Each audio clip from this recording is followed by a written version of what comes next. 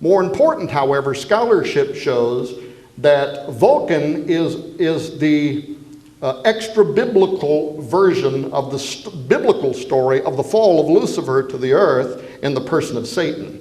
And most scholars in this field tell us Vulcan, Satan, same identity. The biblical devil is the Masonic Vulcan. So, if the number 77, on September 11, 2001, therefore pointed to revenge upon the United States by the royal bloodline descendants of Lamech, then they were following in the footsteps of Tubal-Cain indeed, releasing the seething energies of Lucifer and the strength of Vulcan or Satan, to whom human sacrifices have to be made. Why? Because movement through the Twin Towers was necessary now to initiate the culmination of the new Atlantis or the New World Order. Now, of course, let me jump forward. Some believe that there has been an occult hand operating in the United States towards a New World Order long before 9/11. For more than 200 years, in fact.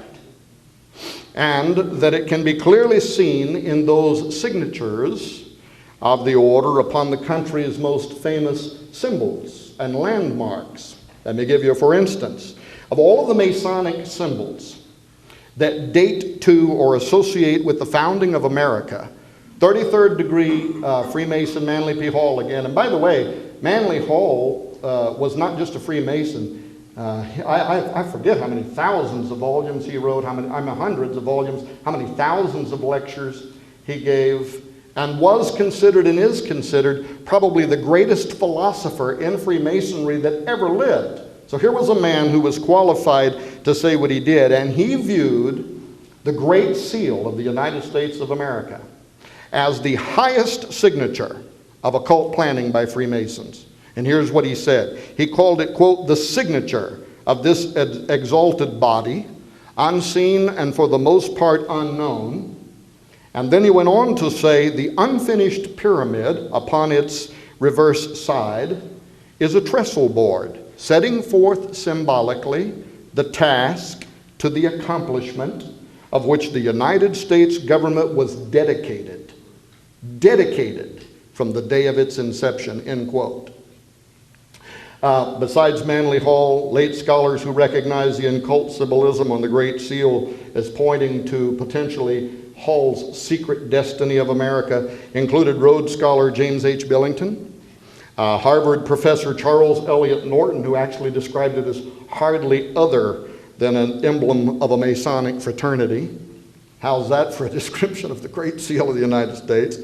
And even 33rd degree Freemason and noted author James D. Carter, who was a famous Freemasonic author who inadvertently confirmed all of this as well when he admitted that the Masonic symbolism on the Great Seal is clearly known whenever, and I love the way he says this, whenever, quote, an informed Mason examines the Great Seal. I guess that's the difference between a lower degree and a higher degree.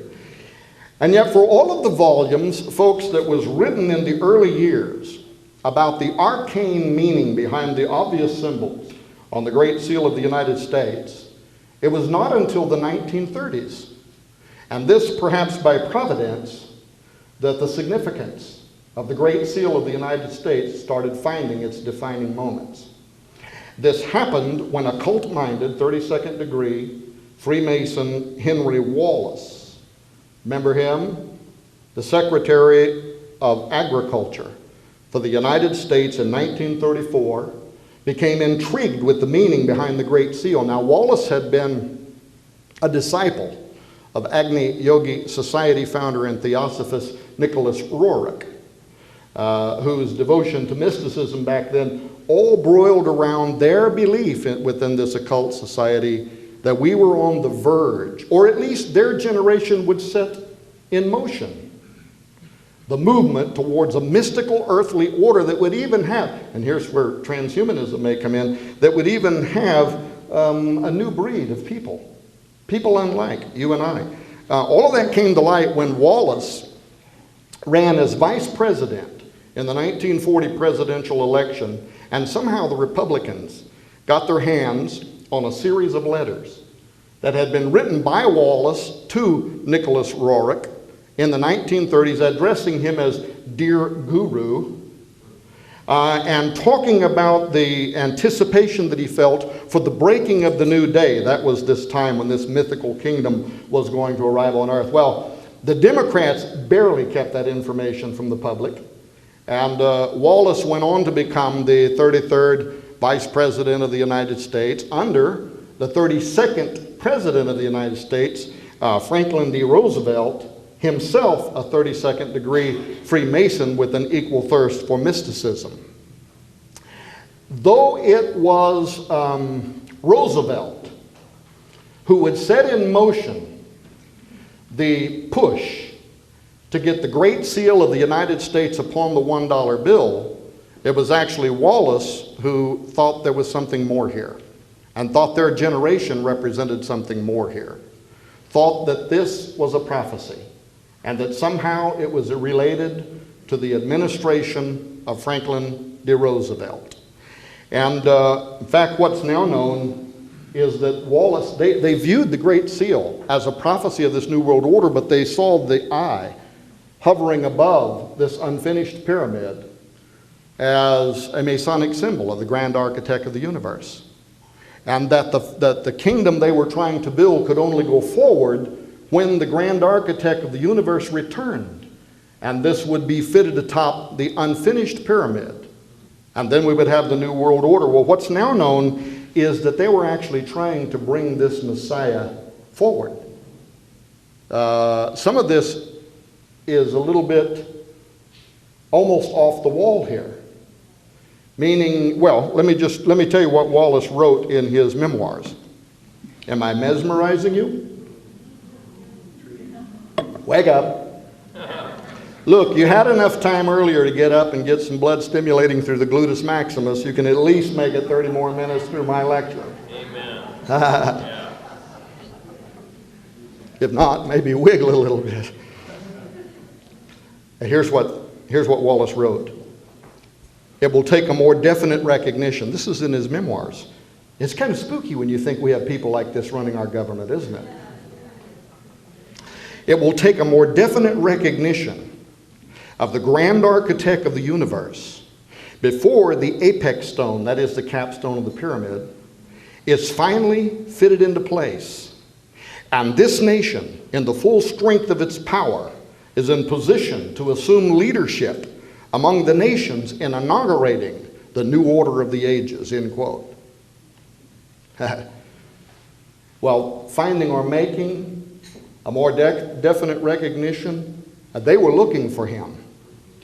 In fact, both of these men, Roosevelt and Wallace, were fascinated with the idea of a new breed of people, new Atlanteans for the new Atlantis, similar to the contemporaneous exploration by Hitler for the Aryan Superman.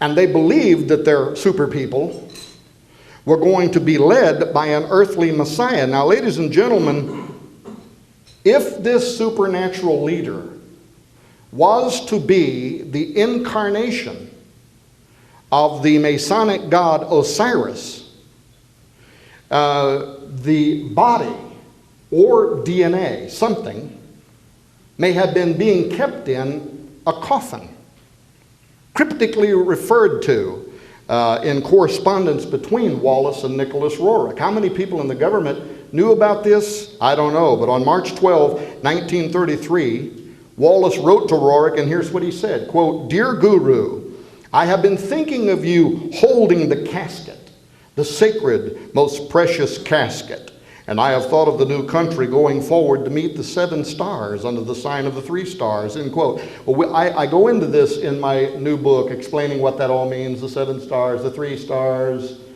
and even the fact that there is some evidence that something may have even been removed from the Giza Plateau.